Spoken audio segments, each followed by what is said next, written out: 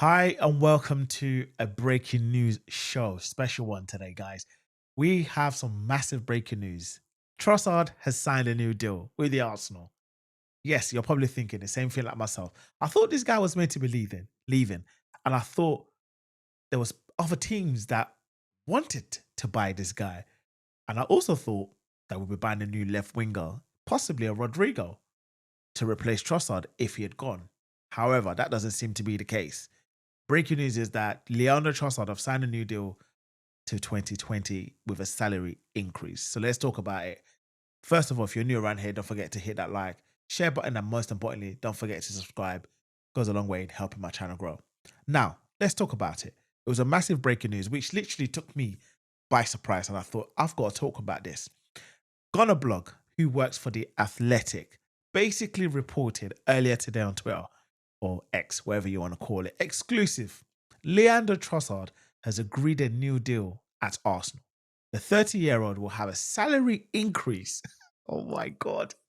A salary increase to reflect his valued role in the squad. Valued role. I'll get onto that in a minute. The deal is not extended, it will just run till 2020. And obviously, there's an article out on The Athletic, which I'm going to get onto very, very shortly. And then I'm going to try and break this down because I'm a bit confused as to what's going on, right? So, The Athletic went on to say Leandro Trossard agreed a new contract. Well, they're saying he agrees a new contract as opposed to a new deal. Goes on to say here by James McNicholas, basically said Leandro Trossard has agreed a new contract at Arsenal, which will grant him significant pay rise. Oh my God. The 30-year-old has reached an agreement on a new contract adjustment, increasing his salary but not extending the deal beyond its previous expiration, which is basically June or July 2027. At present, there are no significant developments regarding Trossard potentially leaving the club during this transfer window. He goes on to say the Belgian international has been in talks with the club for some time over improved pay with a view to bringing his salary in line with his valued role in the squad. After a process that has played out across the summer, Trossard and Arsenal has now found an accord. You can go on to read the rest of the article, guys. So what's my take on this? As it said in the article, right, which obviously James McNicholas pinpointed out, was he's been in talk with the club for some time over the summer. And across the period, he's been linked with other clubs, which is exactly what I said at the beginning. I was under the impression that Trossard was going to be leaving this summer transfer window. And then he went on to say, and this is what struck a chord with me, was bringing his salary in line with the valued role at the squad. This guy is basically the best 12 man a team would ever have. He's like a super sub, right? Don't get me wrong, he probably comes on and scores a goal and he helps the teams out, helps the team out once in a while, but he hardly starts. Martinelli starts more game than Trossard, apart from the fact that when he was injured over this preseason that's just gone, Trossard was injured a lot. He hardly featured. He was on a bench against Manchester United and he didn't come on. Madueke come on, which then obviously spread a lot of speculations in regards to, is Trossard actually going? Because if Madueke is playing ahead of Trossard, especially when they've been talking about contract extensions, how is it that all of a sudden they've increased his salary? And like he said, this is not even an extension of his current contract because his current deal is still going to end in June 2027. So he's still got 2 years left on his contract, but we're increasing the salary. How does that actually make any financial sense? Because now my question is, does that mean we're not going to be able to sign a new left winger? Because it's evident when you watch the games we've been playing recently, especially against Manchester United, it's so evident that we need a new left winger. And we were under the impression we were going to go for Eze. However, it's clear that we are not, that he's going to be going elsewhere down the road. And now there's people saying, oh, maybe we're going to pivot and go and get Rodrigo from Real Madrid. But when you're increasing the salary of a 30-year-old player who's still got 2 years left on his contract, but you're not extending the current deal, but you're giving him a significant pay rise. That is alarm bells all over. Now, I want to actually look because part of the statement in this um, sort of deal was to reflect a valued role in the squad. Let's take a look at this because I want to break this down a little bit because, like I said, I'm quite taken back by it. Now, let's look at this. This is Trossard since he's been at Arsenal. His first season, okay, I'll give him that. He came in January, right? He came in January 2022, 2023. That's when he came in. He scored one goal. Scored one goal. 23, 24, right? And if you look at all the stats there, he scored 16 goals.